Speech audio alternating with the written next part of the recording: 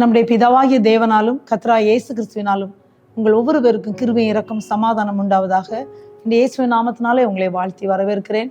இந்த நாளிலும் Shawn ministry சார்பில் வழங்கும் கிருபை நேரம் நிகழ்ச்சிக்கு உங்களை வரவேற்பதில் நான் மிக்க மகிழ்ச்சி அடைகிறேன். கொஞ்ச நேரம் அவனுடைய வார்த்தையில தியானிக்க போகிறோம். அவனுடைய வார்த்தையில தியானிக்க முன்பதாக நம்ம ஆண்டை நோக்கி பார்த்து நாம் ஜெபிக்கலாமா? அன்புள்ள இயேசு சுவாமி, இந்த வேலைக்காக நன்றி செலுத்துகிறோமப்பா. நீர் அன்பு ரட்சகர் ஆண்டவரை, அப்பா உலக ரட்சகரப்பா, எங்களை ரட்சிக்க வந்தவரப்பா, உம்மை ஸ்தோத்திரிக்கிறோம் ஆண்டவரே. எங்களை நீ நேசிக்கிறதற்காக நன்றி ஆண்டவரே. இந்த வேலையிலும் கொஞ்சம் நேரம் உங்களுடைய வார்த்தையில் நாங்கள் தியானிக்க போகிறோம்ப்பா. சத்தியத்தை அறிவீர்கள், சத்தியம் உங்களை விடுதலையாக்கும்னு சொன்னீங்க இயேசுவே. இந்த வார்த்தை விடுவிக்கிற வார்த்தையாக கடந்து வரும்படியா அப்பா நீர் பேசும்படியா, உங்களுடைய சத்தத்தை ஒவ்வொருவரும் கேட்கும்படியா, இந்த சத்தம் ஒவ்வொரு குடும்பங்களையும் மீட்கும்படியா நீர் வெளிப்படும்படியா ஜெபிக்கிறோம். பொறுப்படுத்திக் கொள்ளும். துதிக்கான மகிமை எல்லாம் அப்பா இயேசு ஒருவருக்கே செலுத்துகிறோம். இயேசு ரட்சமூலம் ஜெபம் கேளு நல்ல பிதாவே, ஆமென் ஆமென். பிரியமான தேவ பிள்ளைகளே, இந்த வேளையிலும் நாம் தியானிக்கும்படியாக தெரிந்து கொள்ளப்பட்ட வேத பாடம் லூக்கா 10வது அதிகாரம் 25ஆம் வசனம் முதல் 37வது வசனம் முடிய. இந்த நாளில் தலைப்பு என்னன்னா, உன்னிடத்தில் அன்பு கூறுவது போல பிறனிடத்திலும் அன்பு கூறுவாயாக. உன்னிடத்தில் அன்பு கூறுவது போல பிறனிடத்திலும் அன்பு கூறுவாயாக. இயேசு கிறிஸ்து நமக்கு 10 கற்பனைகளை முதல்ல வேதத்தில் கொடுத்திருந்தாரு. அடுத்தது அதெல்லாம் சேர்த்து சுருக்கி 2 கற்பனையா மாற்றி கொடுத்தாங்க. முதலாவது, உன் தேவனாய கர்த்தரிடத்தில் உன் முழு இதயத்தோடும், உன் முழு ஆத்மாவோடும், உன் முழு பலத்தோடும், உன் முழு சிந்தையோடும் அன்பு கூறு அப்படின்னு சொல்லி. 2வது, உன்னிடத்தில் நீ அன்பு கூறுவது போல பிறனிடத்திலும் அன்பு கூறுன்னு சொன்னாங்க. பிரியமான தேவ பிள்ளை, முதலாவது கர்த்தரை நேசிக்கணும், 2வது உன்னை நேசிக்கிற போல பிறனை நேசி. ஸோ அந்த தலைப்பில் தான் இன்னைக்கு நம்ம தியானிக்க போகிறோம். ஒரு நாள் ஒரு நியாய சாஸ்திரி ஒருவர் கர்த்தரா இயேசு கிட்ட வர்றார். அவர் எதுக்கு வந்தார் அப்படின்னா, கர்த்தரா இயேசுவை சோதிக்கணும்னு தான் வந்தாங்க. அநேக நேரத்துல கர்த்தரா இயேசு கிறிஸ்து வார்த்தைகளை கொடுத்து கொண்டு இருக்கும்போது அங்கே வேத பாரகர் பரிசேயர் உட்கார்ந்து இவருடைய வார்த்தையில எப்படி குற்றம் கண்டுபிடிக்கலாம், இவரை எப்படி சோதித்து இவருக்கு விரோதமா ஏதாவது ஒன்றை பண்ணி இவரை கொலை செய்யலாம், அப்படிதான் எப்பவுமே இயேசுக்கு விரோதமாக இருந்து கொண்டே இருப்பாங்க. அதே நாள்ல நியாய சாஸ்திரி ஒருவர் வருகிறார். இந்த நியாய சாஸ்திரி பார்த்தீங்கன்னா, அவர் வந்து ஆண்டவரை சோதிக்கும்படியா அழகா பேசுறார். போதகரை, நித்திய ஜீவனை சுதந்திரித்துக் கொள்ளும்படிக்கு நான் என்ன செய்ய வேண்டும் என்று கேட்கிறார். போதகரை, நித்திய ஜீவனை சுதந்திரித்துக் கொள்ளும்படிக்கு நான் என்ன செய்ய வேண்டும் என்று கேட்கிறார். ஒன்னு ஆண்டவர் கேட்கிறாரு. அழகா ஆண்டவர் அதுக்கு கேள்விக்கு பதில் சொல்றார். பிரியமான தேவ பிள்ளைகளை, இன்றைக்கு நம்மை சுற்றியும் நிறைய கேள்விகள் கேட்க ஜனங்கள் ரெடியா இருக்காங்க. ஏதோ ஒன்று சொல்லி நம்ம குழப்பணும், ஒரு பெரிய பிரச்சனையில உருவாக்கணும். ஆனா ஒண்ணு தெரியுமா, இந்த கேள்விகளுக்கு பதில் வேண்டுமானால் இந்த வேத புஸ்தகத்தை நாம் படித்திருக்கணும். இந்த வேத புஸ்தகத்தை படிக்கும்போது மட்டும்தான் இந்த கேள்விக்குரிய பதில்கள் வேதத்தில் இருக்கிறது. இன்னைக்கு அநேக வேளைகள்ல இந்த வேத புஸ்தகத்துல இருக்கிற 66 புஸ்தகங்கள் என்ன இருக்குன்னே தெரியாம அநேகர் இருக்கிறாங்க. ஆனா அதனாலதான் அந்த கேள்விக்கேற்ற பதிலை கொடுக்க முடியாது. ஆனா இப்ப கர்த்தரா இயேசு கிறிஸ்துவிட்ட அந்த நியாய சாஸ்திரி கேட்கிறார். எனக்கு அவர் என்ன சொல்ல, நித்திய ஜீவனை சுதந்திரித்துக் கொள்ளும்படி நான் என்ன செய்ய வேண்டும் என்று கேட்கிறார். நித்திய ஜீவனை சுதந்திரித்துக் கொள்ளும்படி நான் என்ன செய்ய வேண்டும் கேட்கிறார். ஆண்டவர் உடனே நியாயப்பிரமாணத்துல என்ன எழுதிக்குன்னு சொன்னா அவர் தெளிவா சொல்லிட்டாரு. அதுல ஆண்டவரை நேசிக்கணும், அடுத்து உன்னை நேசி போல பிறனை நேசின்னு. ஆனா ஆண்டவர் அவரை பார்த்து சொன்னார், நிதானமாய் உத்தரவு சொன்னாய். அவர் சொன்னாரு, அப்படியே செய், அப்பொழுது பிழைப்பாய் அப்படின்னாரு. அவர் அவனை நோக்கி சொல்றாரு லூக்கா 10:28, ஏன்னா நீ நிதானமாய் உத்தரவு சொன்னாய், அப்படியே செய், அப்பொழுது பிழைப்பாய். அநேக நேரத்துல அதை செய்ன்னு சொன்னா செய்ய மாட்டாங்க. நான் சொல்ல தெரியும், ஆனா செய்ய மாட்டாங்க. அது செய்யறதுக்கு தான் ரொம்ப கடினம். ஏன்னா கர்த்தரா இயேசு கிறிஸ்துவின் வார்த்தைகளை நாம் அடிக்கடி கேட்டுக்கொண்டே இருக்கிறோம். நிறைய பேர் டிவியில உட்காந்து கேட்டுட்டே இருக்கிறீங்க, வேத புஸ்தகத்தை படிக்கிறீங்க, சர்ச்சில் கேட்குறீங்க. ஆனா கேட்போம், ஆனா அநேக நேரத்துல சில பேருக்கு அதை செயல்பாட்டுல கொண்டு வர முடியல. ஆனா இவர்கிட்ட சொன்னாரு, நிதானமாய் உத்தரவு சொன்னாய், நீ சொன்னபடி அப்படியே செய், அப்பொழுது பிழைப்பாயின்னு சொன்னார். உடனே அவனுக்கு ஒரு ஆசை, தன்னை நீதிமான் என்று காண்பிக்க மனதா இயேசுவை நோக்கி, எனக்கு பிறன் யார் என்று கேட்கிறான். இன்னைக்கு அநேகர் தங்களை நீதிமான்களாக நினைக்கிறாங்க. எங்களை தவிர நீதிமான் யாருமே இல்லை, தாங்கள் தான் நீதிமான்கள். இன்னைக்கு நிறைய பேர் அப்படிதான் நினைக்கிறாங்க. அதுல ஒருவராக இவர் இந்த நியாய சாஸ்திரி இருந்திருக்கிறார். அவர் சொல்றார், தன்னை நீதிமான் என்று காண்பிக்க மனதாய் எனக்கு பிறன் யார் என்று இயேசுகிட்டே கேட்கிறான். முதல்ல ஒரு கொஸ்டின் கேட்டாரு, நித்திய ஜீவனை சுதந்திரித்துக் கொள்ள நான் என்ன செய்ய வேண்டும். அப்போ ஆண்டவர் அவரே சொல்றாரு, நியாயப்பிரமாணத்தில் என்ன எழுதியிருக்குன்னு கொஸ்டின் கேட்கிறாரு. பாருங்க, அந்த கேள்விகள் கேட்கும்போது நாமும் அதற்கேற்ற கேள்விகள் கேட்டு அவங்கள்டத்துலயே ஆன்சரை பெற்றுக்கொள்ளணும். அப்ப நாமும் அந்த கேள்விகளுக்கு பதில் தெரிந்திருக்கணும். நமக்கும் நாம் கேட்கிற கேள்விகளுக்கும் பதில் தெரிந்தா மட்டும்தான் நாம் கேள்விகளை கேட்க முடியும். ஆண்டவர் அதை நம்மிடத்தில் எதிர்பார்க்கிறார். இன்றைக்கு கேள்வி யாரும் கேட்டாலும் பதில் சொல்றதுக்கு யாரும் இல்லை. அதே போல கேள்வி கேட்பதற்கும் தைரியம் இல்லை. ஏன்னா வேத புஸ்தகத்தை படிச்சாதானே கேள்விகள் கேட்க முடியும். ஆனா அழகா கேட்கிறாரு. அவன் கேட்டா நித்திய ஜீவனை சுதந்திரித்துக் கொள்வதற்கு நான் என்ன செய்ய வேண்டும்? ஆண்டவர் சொன்னா நியாயப்பிரமாணத்துல என்ன எழுதியிருக்கு நீ சொல்லணும். உடனே அவன் அதை சொல்லிட்டான். இப்ப ரெண்டாவது அவனுக்கு அடுத்த கொஸ்டின் கேட்கிறான். ஏன்னா கரெக்டா ஆன்சர் கொடுத்தாச்சு. ஆண்டவர் நிதானமா நீ உத்தரவு சொன்னாய், நீ போய் அதன்படியே செய், அப்பொழுது பிழைப்பான்னு சொன்னோன்னே அவனுக்கு அடுத்த ஒரு கொஸ்டின் ஆண்டோட கேட்கணும்னு ஆசை வந்துட்டு அடுத்த கொஸ்டின் கேட்கிறாரு. அது எதற்கு அந்த கொஸ்டின் அந்த நியாயசாஸ்திரி கேட்டாருன்ற தன்னை நீதிமான் என்று காண்பிக்க மனதா. இன்னைக்கு அநேக தங்களை நீதிமான்களாக நினைக்கிறாங்க. தாங்கள் தான் நீதிமான்கள் நினைக்கிறதுனால என்ன நடக்குன்னா அவர்களுக்கு மற்ற எந்த காரியமும் தெரியாது. நாங்க எப்பவுமே பரிசுத்தவான்கள், எங்களை போல யாருமே இங்க நீதிமான் இல்லை அப்படின்னு நினைக்கிறவங்களா தான் இன்னைக்கு அநேகர் இருக்கிறாங்க. அந்த மாதிரி தான் அந்த நியாயசாஸ்திரி இருந்தார். எனக்கு பிறன் யார் அப்படின்னு கேட்கிறார். உடனடியா இயேசு அந்த மனுஷனுக்கு ஒரு உவமையை சொல்றார்.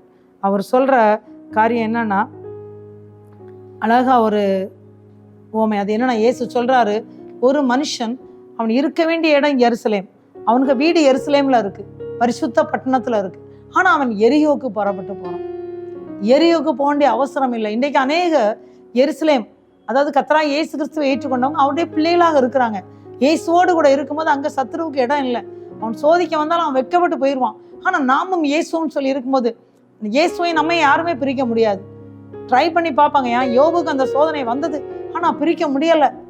தானியேலுக்கு அப்படி ஒரு சோதனை வந்தது, பிரிக்க முடியல. யோசேப்புக்கு அப்படி ஒரு பிரச்சனை வந்தது, பிரிக்கவே முடியல. பாவத்தை போட்டு எப்படியாவது இவனை விழத்தரலான்னு பார்த்தான் பிசாசு, ஆனா விடல. அவருக்கும் யோசேப்புக்கும் ஆண்டவருக்கும் இடையே உள்ள அந்த நெருக்கமான உறவு அவரை வேற எந்த வார்த்தையும் சொல்ல விடல. பரிசுத்த அப்போஸ்தலனாகிய பவுல் ஆண்டவருக்காக அநேக காரியங்களை செய்தார். அதனால அநேக பிரச்சனைகள் அவர் எதிர்கொண்டார். அவ்வளவு பிரச்சனைகள் வந்த போதிலும் கர்த்தராகிய இயேசு கிறிஸ்துக்கும் பவுலுக்கு இடையில உறவு குறைந்து போகவே இல்லை. கடைசி வரைக்கும் ஆண்டவருக்காக ஊழியம் செய்தார். 13 நிருபங்களை வேத புஸ்தகத்தில் எழுதியிருக்கிறார். எபிரேயரையும் அவர் எழுதியிருக்கலாம் என்று சொல்லப்படுகிறது. பிரியமான தேவ பிள்ளைகளே, அநேக அறிவுரைகளை சொல்லி இருக்கிறார். அவர் சொல்ற ஒவ்வொரு வார்த்தைகளும் கர்த்தராகிய இயேசுவிடத்தில் நாம் நெருங்குவதற்காகவே சொன்னார். பிரியமான தேவ பிள்ளைகளே பாருங்க, அப்போ இருக்க வேண்டிய இடம் எருசலேம். ஆண்டவர் நல்ல ஒரு பரிசுத்த குடும்பங்களை தந்திருப்பாரு, அருமையான ஆலயத்தை கொடுத்திருப்பாரு. ஆனா அநேகர் தவறி ஆண்டவருக்கு பிரியமில்லாத செய்யறதுக்கு அவங்களுடைய எண்ணங்கள் போகும். இன்னைக்கு அநேகர் அப்படி போனதுனால பாவத்தின் கயிறால் கட்டப்பட்டு குடும்பத்திலேருந்து விலகி, குடும்பமும் அவர்களை வெறுத்து ஒதுக்கி இன்னைக்கு கண்ணீரோடு கவலையோடும் நான் ஏன் இந்த பூமியில வாழணும்னு சொல்லி கூட இருக்கலாம். ஒருவேளை பிரியமான தேவ பிள்ளைகளே, உங்க வீட்டுல கூட யாராவது அப்படி இருப்பாங்கன்னா நீங்க கலங்க வேண்டாம். ஆண்டுகிட்ட மட்டும் ஜெபித்தா மட்டும் போதும். அவர்களை கத்தரண்டையில எப்படியாவது நடத்தும்படி ட்ரை பண்ணுங்க. அவங்க இருக்க வேண்டியது எருசலேம் தான். இப்ப எரியோவுக்கு போயிட்டு இருக்கான் இந்த மனிதன். எரியோவுக்கு போயிட்டு இருக்கிறான். எரியோவுக்கு போயிட்டு இருக்கிற வழியில என்ன நடந்துச்சு தெரியுமா? என்ன நடக்கும் தெரியுமா? கர்த்தராகிய இயேசு கிறிஸ்துவை விட்டு தூரமா போனா என்ன நடக்கும் என்பதை நீங்க 30வது வசனத்துல பார்க்கலாம். லூக்கா 10வது அதிகாரம் 30ஆம் வசனத்துல முதல்ல என்ன செய்வாங்க? அவன் கள்ளர் கையில் அகப்பட்டான் பார்த்தீங்களா? அங்க கள்ளர்கள் அவனுடைய வஸ்திரங்களை உரிந்து கொண்டார்கள். 2வது அவனுடைய காயப்படுத்தினார்கள். 3வது அவனை குற்றுயிராக விட்டு விட்டார்கள். இந்த 3 காரியம் நடந்தது. இயேசு கிறிஸ்துவை விட்டு நம்ம தூரம் போகும்போது, இருக்க வேண்டிய இடத்துல பரிசுத்த வாழ்க்கை வாழாம இருக்கும்போது, நாம் அசுத்தமான வாழ்க்கைக்கு நேராக போகும்போது நமக்கு நடக்கிறது என்ன? 3 காரியம் எல்லாருடைய வாழ்க்கையில நடப்பதற்கு வாய்ப்பு இருக்கிறது. முதலாவது, வஸ்திரங்களை உரிந்து விடுவார்கள். நம்முடைய ரட்சிப்பு என்கிற வஸ்திரத்தை எடுத்துருவாங்க. 2வது என்ன செய்வாங்க? காயப்படுத்தி விடுவார்கள். காயம், சரீரமெல்லாம் காயம். அது ஆறணும்னா இவ்வளவு நாள் ஆகும்.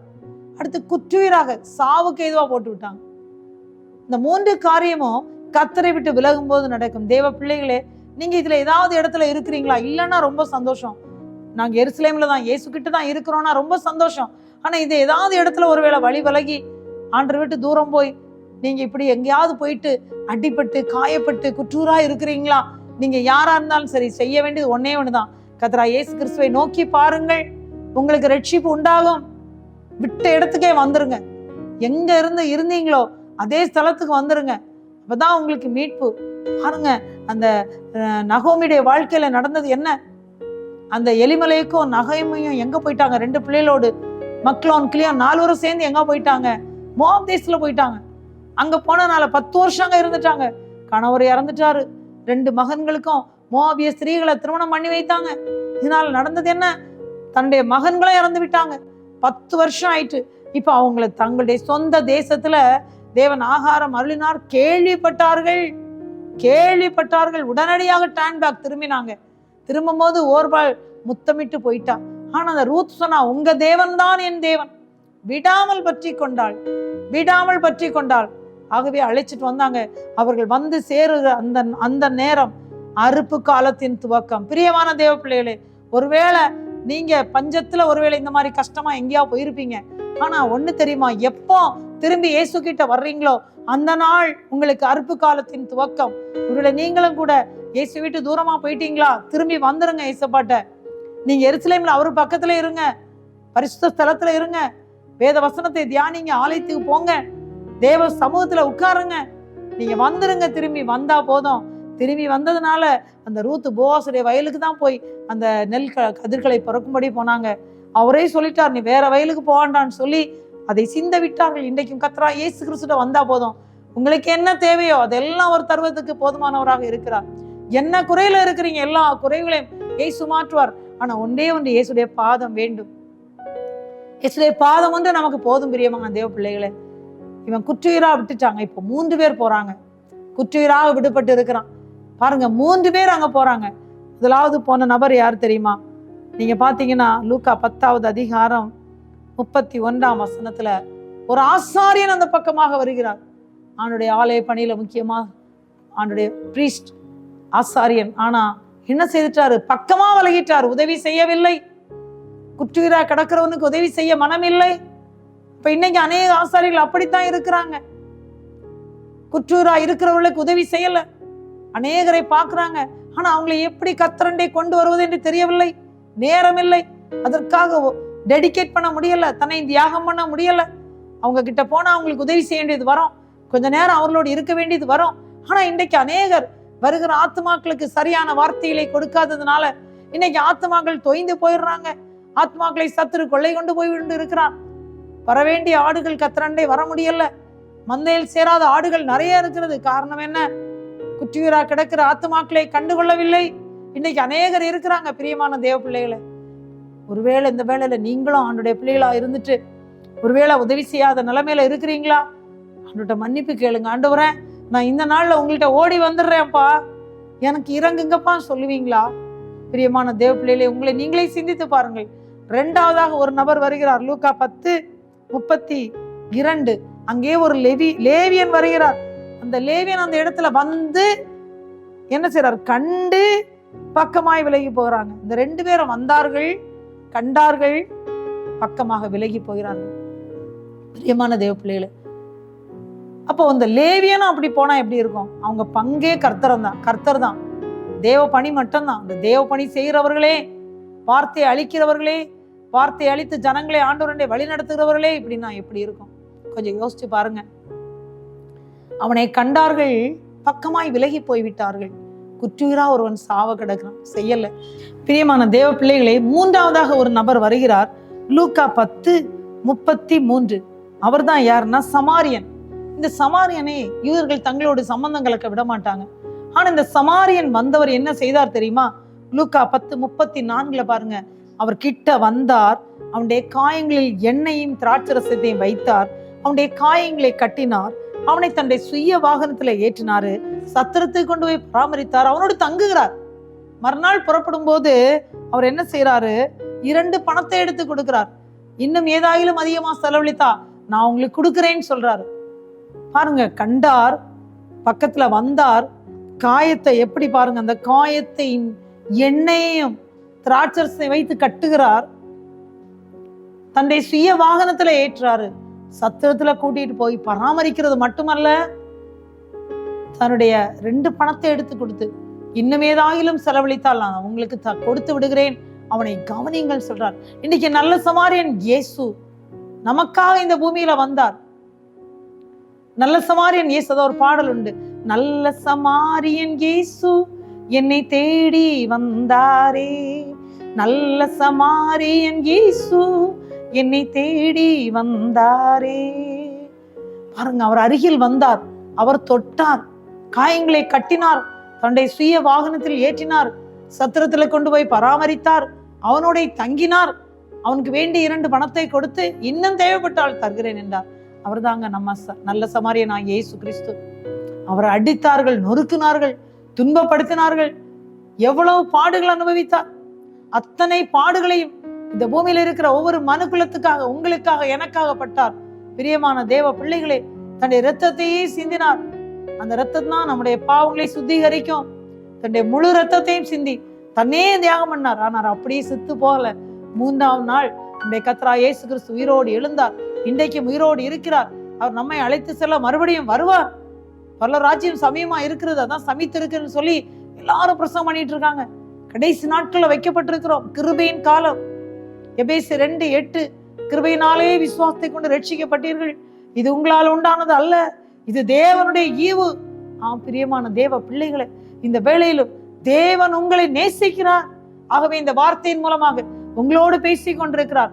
நீங்க நினைக்கலாம், என்னை யாருமே கண்டுக்கல, ஆசாரியன் வந்தார் என்ன பார்க்கல, பாஸ்டர் வந்தாங்க அவங்க உதவி செய்யல, ஜெபிக்கிறவங்க வந்தாங்க அவங்களும் கூட செய்யல, தேவனை அறிந்த பிள்ளைகள் வந்தாங்க எனக்கு உதவல. ஆனா ஆண்டவர் சொல்றாரு, அவர் நல்ல சமாரியனாக உங்க பக்கத்தில் வருகிறார். பிரியமான தேவ பிள்ளைகளே, நீங்கள் யாரா இருந்தாலும் சரி, ஒருவேளை நீங்க நொறுக்கப்பட்ட நிலைமையில இருக்கலாம், மனிதர்களால் கைவிடப்பட்ட நிலைமையில இருக்கலாம், நீங்க செய்த தப்பு ஒருவேளை குற்றுயிராக நிலைமையில வந்திருக்கலாம்.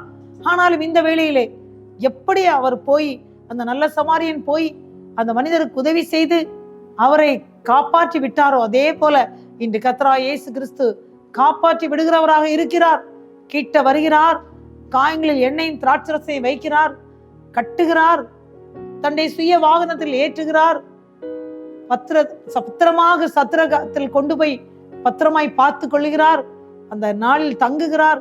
மறுநாள் புறப்படும் போது 2 பணத்தை எடுத்து கொடுத்து இன்னும் நான் உதவி செய்யறேன்னு சொல்றாருங்க. ஆனா கர்த்தராகிய இயேசு கிறிஸ்து என்னைக்குமே நமக்கு செய்கிறவராக இருக்கிறார். அதத்தான் எனக்கு பிறன் யார் என்று கேட்ட மகனுக்கு இத சொன்னாரு. இப்ப அவர் கேட்டார், இப்படி இருக்க கள்ளர் கையில் அகப்பட்ட மனுக்கு இந்த 3 பேரில் யார் பிறன் கேட்டாரு. அதற்கு அவன் அழகா சொன்னான், அவனுக்கு இரக்கம் செய்தவனே. அப்பொழுது இயேசு அவனை நோக்கி, நீயும் போய் அந்தபடியே செய் என்றார். நீயும் போய் அந்தபடியே செய். முதல்ல சொன்னாரு, நீ அவரை நேசிக்கிறார் சொல்ற, கரெக்ட், நீயும் போய் அப்படியே செய்ன்னு அழகா சொன்னார். அப்பொழுது பிழைப்பாய். நான் அவன் என்ன சொன்னான், அவர் சொன்ன நிதானமாய் நீ பிழைப்பான். நான் மறுபடியும் ஒரு கொஸ்டின் கேட்கிறான், தன்னை நீதிமான் என்று காண்பிக்கிற மனதான். இன்னைக்கு அநேக மற்றவர்களுக்கு உதவல. ஆனா நான் யார் தெரியுமா, நான் நீதிமான், என்னை போல யாருமே பரிசுத்தவான் இல்லை. இன்னைக்கு சொல்லுறவர்கள் அநேகர் இருக்கிறார்கள். பிரியமான தேவ பிள்ளைகளை சிந்தித்து பாருங்கள். கர்த்தராகிய இயேசு கிறிஸ்து மட்டும்தான் பரிசுத்தர். ஆனா அவருக்குள் நம்ம இருக்கும்போது, அவருடைய பிள்ளைகளாக இருக்கும்போது, அவருடைய உபதேசத்தை கேட்கும்போது அவர் நம்மை பரிசுத்தப்படுத்துகிறார், நம்மை நீதிமானாக மாற்றுகிறார். ஒரு கணம் சிந்தித்து பார்க்கலாமா, ஒரு கணம் சிந்தித்து பார்க்கலாமா? இப்ப சொல்ற அவன் சொல்ல, அவனுக்கு இரக்கம் செய்தவன் தான் சொல்லி அந்த நியாய சாஸ்திரி சொன்ன 2ஆம் முறையாக சொல்றாரு. அப்பொழுது இயேசு அவனை நோக்கி, நீயும் போய் அப்படியே செய். முதல்ல அப்படியே செய்ய சொன்னாரு, அவன் கற்பனையை சொன்னவன. ஆனா அவனுக்கு ஒரு இது, நான் யார் தெரியுமா, நான் நீதிமான். அதனால இந்த ஓமையை சொன்னார். இந்த ஓமை இன்றைக்கு உலகம் ஃபுல்லுக்கும் பிரயோஜனமா இருக்கு. இன்னைக்கு அநேகருடைய வாழ்க்கையில இது மாதிரிதான் நடக்குது. நீதிமான் என்று காண்பிக்கிற மனதாய் தான் அநேக பேர் இருக்கிறாங்க. உதவ முடியல, ஏழைகளுக்கு உதவி செய்ய முடியல, குற்றுயிரா இருக்கிறவர்களை அழைத்து தேவன்ட கூட்டி கொண்டு வர முடியல, காணாமற் போன ஆடுகளை தூரமா இருக்கிற ஆடுகளை கூட்டி கொண்டு தேவனிடத்துல சேர்க்க பணியை செய்யல. ஆனா அது ஒரு பெரிய தியாகம். ஆனா தேவன் அதைத்தான் எதிர்பார்க்கிறார். பிரியமான தேவ பிள்ளைகளை, நீயும் போய் அந்தபடியே செய். அநேக காணாமற் போன ஆடுகள், கர்த்தராகிய இயேசு கிறிஸ்துவை தெரியாதவர்கள் எத்தனையோ பேர் இருக்கிறாங்க, அறியாதவர்கள் எத்தனையோ பேர் இருக்கிறாங்க. அத்தனை பேரும் இயேசுவை அறிந்து கொள்ள வேண்டும் என்றால் நீயும் போய் அந்தபடியே செய் என்று நியாய சாஸ்திரி கட்டளை கொடுத்தார். இன்னைக்கு இதை கவனித்துக் கொண்டிருக்கிற ஒவ்வொருவரை பார்த்தும் அவர் சொல்றாரு, நீயும் போய் அந்தபடியே செய். ஆனா உன்னிடத்தில் அவர் அன்பு கூறுவது போல நீயும் பிறனிடத்தில் அன்பு கூறுன்னு சொன்னவர் சொன்னாரு, நீயும் போய் நல்ல சமாரியனாக இயேசு எப்படி செயல்பட்டாரோ அதே போல நீயும் போய் அந்தபடியை செய் என்று சொல்லுகிறவராக இருக்கிறார். பிரியமான தேவ பிள்ளைகளை, ஒரு கணம் உங்களை சிந்தித்து பார்ப்பீங்களா? இந்த வேளையில துக்கத்தோடு, ஒரு துயரத்தோடு கூட நீங்க இந்த டிவி பக்கத்துல உட்கார்ந்து இருக்கலாம். ஆனா ஒரு ஆண்டவர் உங்களை பார்த்தான் பேசுறாரு. ஒரு நல்ல சமாரியனாக இயேசு உங்களுக்கு உதவுறதுக்கு அவர் போதுமானவராக இருக்கிறார். ஆனா நீங்க செய்ய வேண்டியது என்ன? கர்த்தராகிய இயேசு கிறிஸ்து மேல அன்பு கூறுங்க, முதலாவது அவரில் அன்பு கூறுங்க. அடுத்து உங்களை நேசிக்கல பிறனை நேசிங்க. பிறனை நேசிச்சா மட்டும்தான் நான் பெரிய ஆள், நீதிமான் என்று சொல்ல மாட்டோம். விழுந்து கிடந்தா நம்ம தூக்கி விடுவோம். துக்கத்துல இருந்து அவங்களுடைய துயரத்துல பங்கு கொண்டு அவர்களுக்கு இயேசு பற்றி நம்ம சொல்லுவோம். இயேசுவண்டே அவளை அழைத்து கொண்டு வருவோம். இன்னைக்கு அதெல்லாம் மிக குறைவாக இருக்கிறது நிமித்தம் தேசம் இன்னும் அன்றை அறிய முடியல. தேசம் கர்த்தருக்குள் எழும்ப முடியல. இன்னைக்கு அநேகர் தங்களை நீதிமான் என்று காண்பிக்க மனதா இருக்கிறதுனால அநேகர் குற்றுயிரா இருக்கிறவங்க இன்னும் குற்றுயிராகத்தான் இருக்கிறாங்க, இன்னும் வேதனையோடு தான் இருக்கிறாங்க. பிரியமான தேவ பிள்ளைகளே, ஒரு கணம் சிந்தித்து பார்ப்பீங்களா? ஒரு கணம் உங்களை அர்ப்பணிப்பீங்களா? ஆண்டவரே, என்ன நான் உங்களுக்கு அர்ப்பணிக்கிறேன்ப்பா, நான் உண்மையில் அன்பு கூறுவேன் ஆண்டவரை, நீங்க சொன்னபடி நான் செய்யறேன் ஆண்டவரை, குற்றுயிரா இருக்கிறவங்களுக்கு நான் உதவி செய்கிறேன் ஆண்டவரை, என்னையே உங்களுக்கு கொடுக்கிறேன்னு சொல்லுவீங்களா? பிரியமான தேவ பிள்ளைகளே, ஒரு தீர்மானம் எடுப்பீங்களா? ஒரு தீர்மானத்தை எடுத்துக்கொள்ளுங்க. இந்த வேளையில் ஆண்டவர்கிட்ட பேசுங்க. ஆண்டவரே, உன்னில் அன்பு கூறுவது போல பிறரில் அன்பு கூறுன்னு சொன்னீங்களா ஆண்டவரே? என்னுடைய வாழ்க்கையில் நான் அன்பு கூற முடியல ஆண்டவரே. ஏன்னா நான் என்னையே உயர்த்துறபடினால், என்னையே நீதிமானாக எண்ணுகிறபடினால் உங்களுக்காக நான் செயல்பட முடியாம இருக்க ஆண்டவரே, என்னை உங்களுக்கு தருகிறேன்னு சொல்லுவீங்களா? கேட்டுக்கொண்டிருக்கிற அன்பான தேவ பிள்ளைகளே, ஒருவேளை நீங்க பல போராட்டத்தோடு இருக்கலாம், பல வியாதிகளினால் கஷ்டப்பட்டு கொண்டு இருக்கலாம். எதுவா இருந்தாலும் சரிதான், நீங்க செய்ய வேண்டியது இயேசுவின் அண்டை வந்துருங்க. அவரை நேசிங்க. உங்களை நேசிக்கவில்லை பிறனையும் நேசிங்க. அது மட்டும் இல்ல, இப்படி குற்றுயிராக, இப்படி பலவீனத்தோடு, இப்படி கஷ்டத்தோடு மனிதனால் ஒடுக்கப்பட்டவர்கள் யார் இருந்தாலும் முடிந்த உதவியில நீங்க செய்து பாருங்க. அவர் சொன்னா, நீயும் போய் அப்படியே செய், அப்பொழுது பிழைப்பாய்ன்னு சொன்னது போல இன்றைக்கு இதை கேட்டுக்கொண்டிருக்கின்ற தேவ பிள்ளைகளாய் உங்களை பார்த்து ஆண்டவர் சொல்றார், நீயும் போய் அப்படியே செய், அப்பொழுது பிழைப்பாய் என்று சொல்லுகிறார். ஆண்டவருக்கு உங்களை அர்ப்பணிப்பீங்களா? நம்ம இயேசு கிறிஸ்துவை நோக்கி பார்த்து நம்ம ஜெபிக்கலாமா?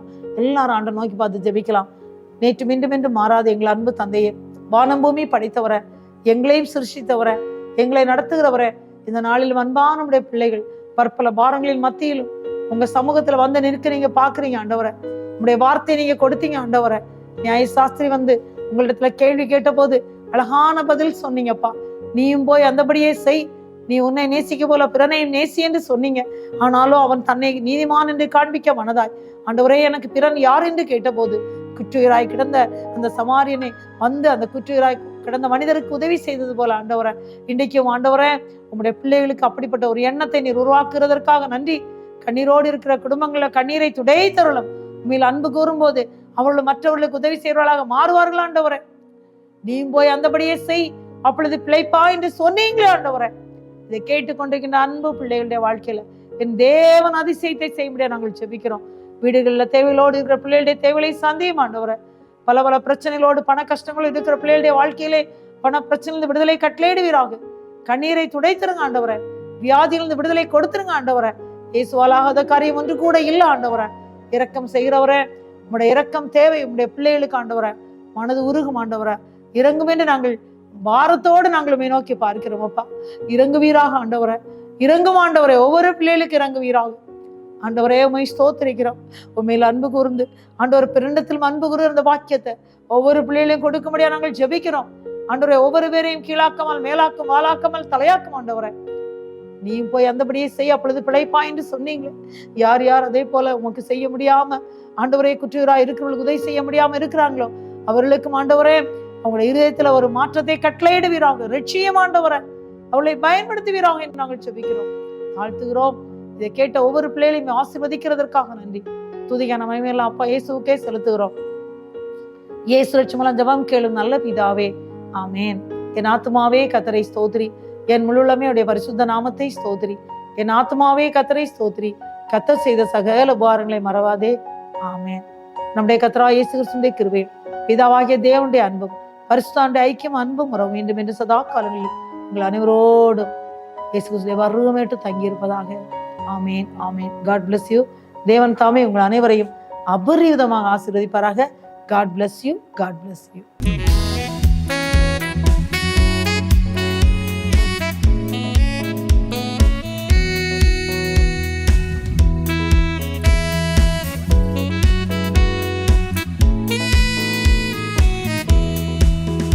என்னை நேசிக்கின்றாயா, என்னை நேசிக்கின்றாயா.